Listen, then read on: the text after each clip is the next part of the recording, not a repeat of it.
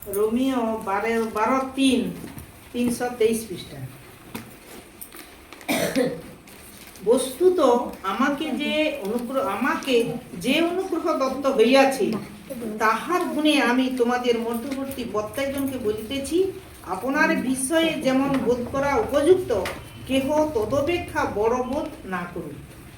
মানে এখানে পৌল বলছে যে আমাকে যে অনুগ্রহ দত্ত হইয়াছে মানে তাহার গুণে, মানে যিশুগুরু তাকে যে অনুগ্রহ করছে পৌলকে, বলছে প্রত্যেক জনকে বলতিছে যে আপনার বিষয়ে যেমন বোধ করা উপযুক্ত তদপেক্ষা বড় বোধ কেহ না করুক। কেহ এখন তদপেক্ষা বড় বোধ মানে যিশুগুরু অপেক্ষা যেন নিজেকে কেউ বড় না মনে করে, এটাই বলতে চাইছে আর কি। আপনার বিষয়ে যেমন বোধ করা উপযুক্ত মানে আমি কে, কেমন কিভাবে চলিনি, প্রত্যেকের একটা নিজস্ব বোধ আছে তো, যে আমি ভুল করছি না ঠিক করছি। সেই জন্য বলছে কেহ তদপেক্ষা বড় বোধ না করুন, যেন আমরা যিশুগুরুকে টপকে যেন না বলি, সেই বোধটুকু যেন আমাদের থাকে, অর্থাৎ তার প্রতি যেন আমরা সর্বদাই যেন নম্রতা থাকি।